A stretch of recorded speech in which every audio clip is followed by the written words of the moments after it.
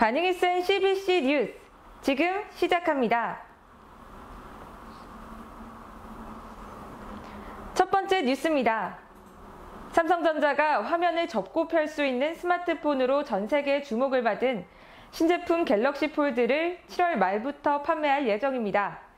해외에서 알려진 문제점들은 대부분 해결했으나 초기에 충분한 물량을 공급할 수 있을지가 관건입니다.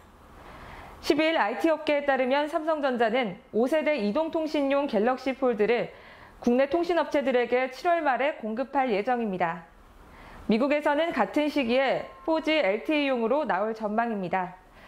가격은 아직 미정이나 미국에서 출시하는 4G 갤럭시 폴드가 약 230만 원인 점을 감안하면 5G용인 국내 제품은 이보다 올라갈 전망입니다.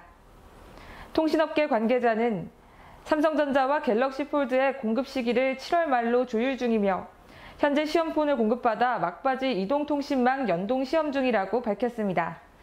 삼성전자 관계자도 7월 중에 국내 언론을 대상으로 갤럭시 폴드 공개 행사를 한 뒤 8월 이전에 통신업체에 제품을 공급할 것이라고 말했습니다. 다만 통신업체 관계자는 국내 출시되는 갤럭시 폴드의 경우 5G이기에 다른 스마트폰과 달리 망 연동 시험이 길어질 수 있다고 설명했습니다. 하지만 삼성전자는 갤럭시 노트 10을 8월에 출시할 예정으로 갤럭시 폴드 출시는 늦어져도 7월 말에 이뤄질 것으로 보입니다.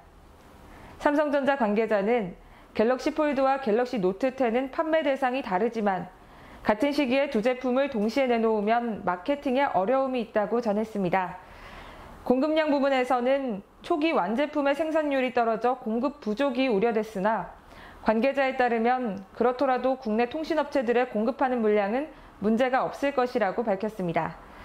당초 삼성전자는 갤럭시 폴드를 미국에서 4월, 국내는 5월에 출시할 예정이었으나 화면 보호 필름과 화면이 접히는 부분에 틈새가 벌어지면서 이물질이 들어가는 문제가 발견돼 출시가 미뤄졌습니다. 삼성전자에 따르면 알려진 문제들은 대부분 해결됐습니다. 차세대 5G 전용 모델로 알려진 갤럭시 폴드와 갤럭시 노트 10의 올해 하반기 출시 여부에 따라 5G 시장 규모는 더욱 중장기적으로 넓어질 것으로 전망됩니다. 다음 뉴스입니다. 펄어비스의 검은 사막이 모바일을 넘어 콘솔과 클라우드 게임 시장에서도 출사표를 던집니다. 펄어비스의 대표작 검은 사막이 국내 게임업계 최초 스트리밍용 게임으로 출시될 전망인데요. 꾸준한 흥행을 이어가고 있는 검은 사막의 진화가 어디까지 이어질지 관심이 쏟아지고 있습니다. 스트리밍 게임은 게임을 다운받을 필요 없이 클라우드에 저장된 게임을 스트리밍 방식으로 즐기는 서비스를 말합니다. 먼저 펄어비스는 검은 사막의 플레이스테이션 4 버전 출시를 앞두고 사전 예약 주문을 시작할 예정이라고 인투 더 어비스 행사에서 13일 밝혔는데요. 검은 사막 플레이스테이션 4 버전 사전 예약 주문은 7월 2일부터 시작할 예정입니다. 12일 관련 업계에 따르면 펄어비스는 이르면 연말 구글 스트리밍 게임 서비스 스타디아와 마이크로소프트의 엑스클라우드에서 검은 사막을 선보일 예정입니다.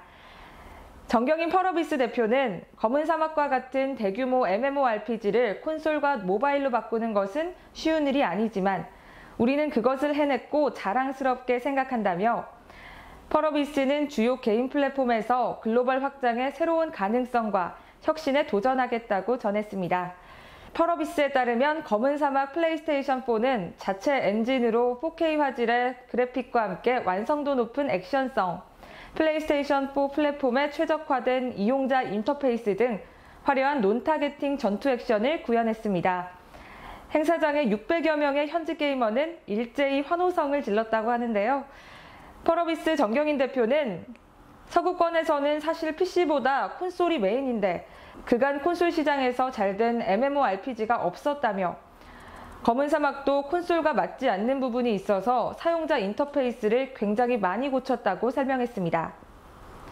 펄어비스의 이번 발표는 플레이스테이션 4를 통해 글로벌 이용자들을 대폭 유입하겠다는 전략으로 볼 수 있겠습니다. 앞서 펄어비스는 지난 3월 4일 엑스박스 원 버전을 출시 2개월 만에 누적 구매 횟수 50만 장을 돌파하는 등 괄목할 만한 성과를 냈습니다. 이는 한국 MMORPG 중에서는 최고 기록입니다. 한편 펄어비스의 플랫폼 다변화와 흥행 성적으로 게이머뿐만이 아닌 투자자들의 이목 또한 쏠리고 있는데요. 삼성증권은 13일 펄어비스에 대해 잇따른 신작 공개로 디스카운트 해소라며 투자 의견을 바이로 제시하였고, 아울러 목표 주가로는 27만 원을 내놨습니다. 펄어비스는 PC, 모바일, 콘솔에 이르기까지 플랫폼을 다변화하며 몸집을 불려가고 있습니다. 검은사막 IP의 누적 매출은 10억 달러를 넘어섰으며 현재 150여 개 이상 국가에서 1,800만 명이 즐기고 있습니다. 또한 2014년 12월 검은사막 출시 당시 11억 원이었던 펄어비스의 매출은 지난해 4,047억 원으로 약 360배 증가했습니다. 업계 관계자는 펄어비스는 PC, 콘솔, 모바일 버전 제작이 모두 가능한 업체라는 점에서 앞으로 서비스 패러다임이 스트리밍으로 바뀔 경우 경쟁력이 부각될 것으로 보인다고 설명했습니다. 이와 함께 회사 측은 연내 검은사막 모바일 글로벌 론칭, 검은사막 스핀오프 게임 섀도우 아레나 개발 소식 등도 전했습니다. 섀도우 아레나는 배틀로얄을 적용한 게임입니다.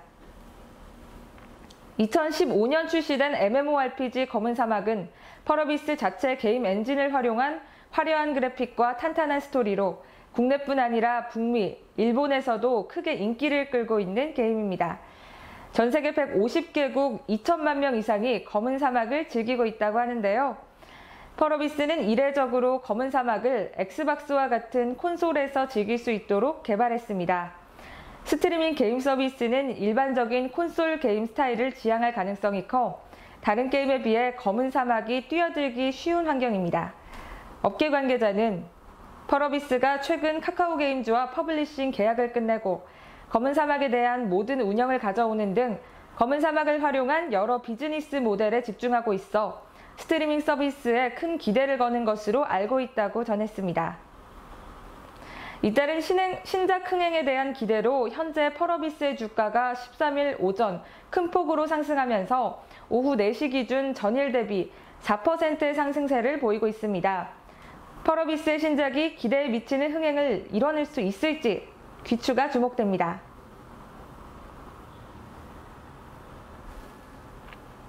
다음 뉴스입니다.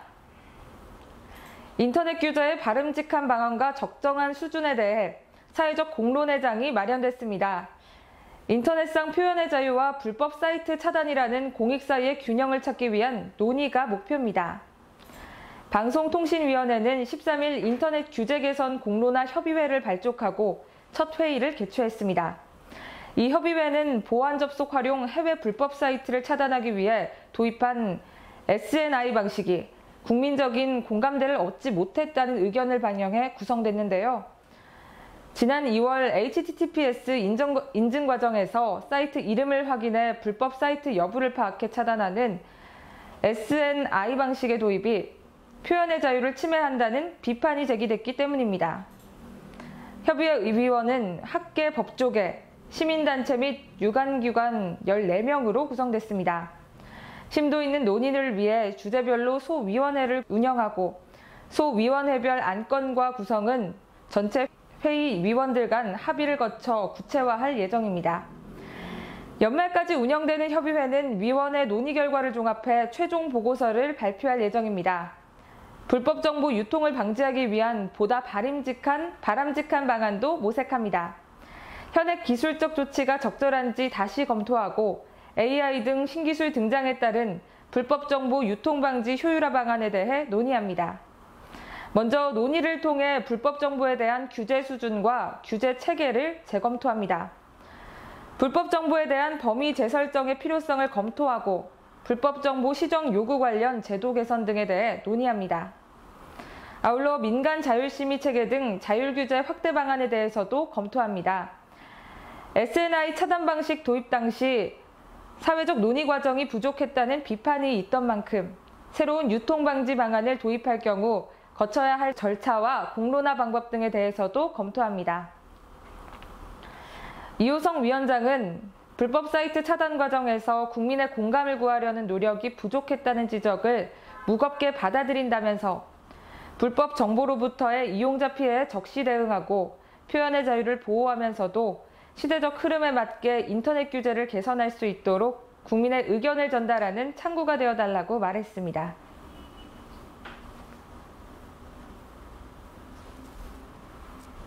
다음 뉴스입니다.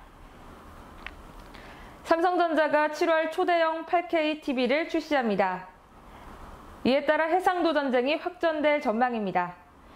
13일 관련 업계에 따르면 삼성전자는 7월에 292인치 8K TV 더월 럭셔리를 출시합니다.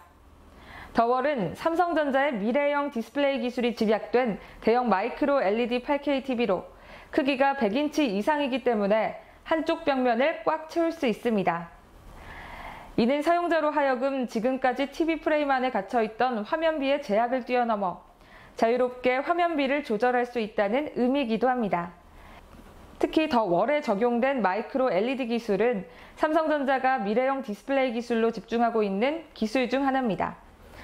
전 세계 TV 시장은 전쟁을 방불케 할 정도로 8K 해상도를 잡기 위한 경쟁 구도를 펼치고 있습니다. 해상도가 높아지면 화면의 크기가 커져도 선명한 영상을 보여줄 수 있기 때문인데요. 8K는 7680에 4320 해상도로 FHDTV보다 16배 선명한 화질을 보여줍니다. OLED, QLED, 마이크로 LED 등 다양한 기술을 통해 구현되고 있습니다. 이 시장에서의 선두주자는 삼성전자입니다. 삼성전자는 지난 11월 한국, 미국, 러시아, 유럽 등에서 QLED 8K TV를 출시했습니다. 여기에 8K 표준화 기반을 논의하는 8K 협의체 참여는 물론 현지 시간 11일 미국 뉴욕에서 8K 디스플레이 서밋을 개최하는 등 8K 시장에 집중하고 있습니다. 하지만 이곳의 디스플레이 라이벌인 LG전자가 OLED 8K TV로 참전했으며 소니, TCL, 하이센스 등 전 세계 가전업체들의 8K TV 출시가 예약돼 있습니다. IHS 마켓에 따르면 오는 2023년까지 8K TV 시장은 629만 8,800여 대 규모로 성장할 것으로 알려져 8K 해상도를 잡기 위한 경쟁이 치열해질 것으로 보입니다. 업계 관계자는 5G 시대의 개막으로 초고화질 영상의 방송이 가능해지면서 8K는 비약적으로 발전하게 될 것이라고 밝혔습니다. 벽면을 가득 채운 보다 크고 선명한 화질로 TV를 감상하는 일 머지않았습니다. 7월이 기대되는 소식입니다.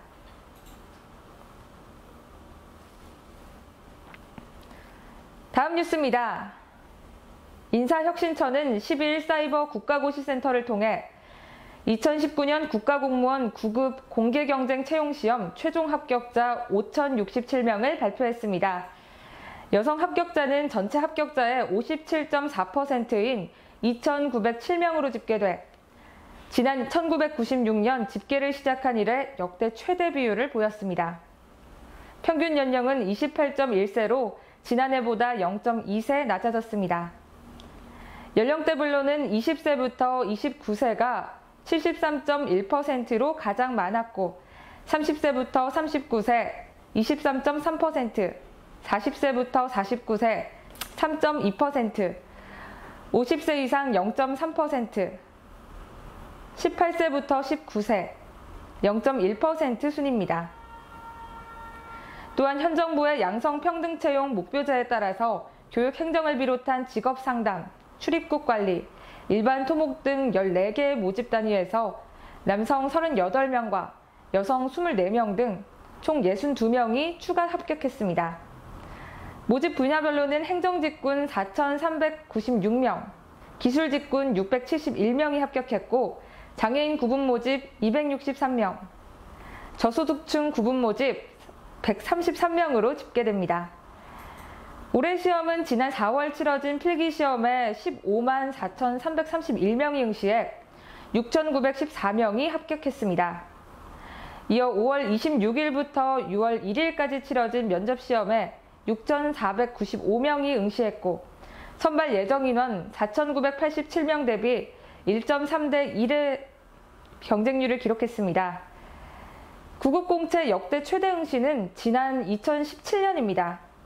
당시 5,000명가량의 선발에 23만 명가량이 몰렸습니다. 이는 46.5대 1의 경쟁률입니다. 지난해는 이보다 낮아진 약 30만 명가량이 지원해 평균 경쟁률 41대 2를 기록했습니다. 한편 9급 공무원 시험은 이제 50만여 명이 지원하는 대학 입시와 30만여 명이 지원하는 공인중개사 자격시험과 함께 우리나라 3대 시험에 자리하고 있습니다. 특히 청년 취업난이 더욱 심각해지면서 대학 진학을 포기하고 9급 공시로 전환하는 고졸 응시생과 퇴직 이후를 대비하는 중장년층까지 공무원 시험에 합류하는 추세입니다. 공무원 수를 크게 늘리는 우리와 달리 일본은 반대로 공무원 수를 늘리지 않는 정책을 고수하고 있는데요. 지난 2007년부터 2017년까지 최근 10년간 일본의 공무원 수는 3만여 명의 증가에 그치고 있습니다. 더욱이 일본 청년들의 취업률이 매우 높아지면서 공무원 지원자 수가 급격하게 줄어들고 있는데요. 지난 4월 일본 후생 노동성과 문부 과학성이 발표한 자료에 따르면 지난 3월 대학을 졸업한 취업 희망자 43만 6,700명에서 42만 6천 명이 취업에 성공했습니다. 이는 98%에 이르는 비율로 완전 고용에 가까운 수치입니다. 반대로 공무원 응시자는 크게 줄어들고 있는 추세인데요. 올해 일본 국가공무원 대졸 일반직 채용시험에서 응시자는 총 29,893명으로 지난해보다 약 11% 낮아졌습니다. 네, 오늘 5시 뉴스와 현장 여기까지입니다. 알찬 내용 있으셨다면 구독과 좋아요 눌러주시고요. 반응이 센 CBC 뉴스 최서원이었습니다. 시청해주셔서 고맙습니다.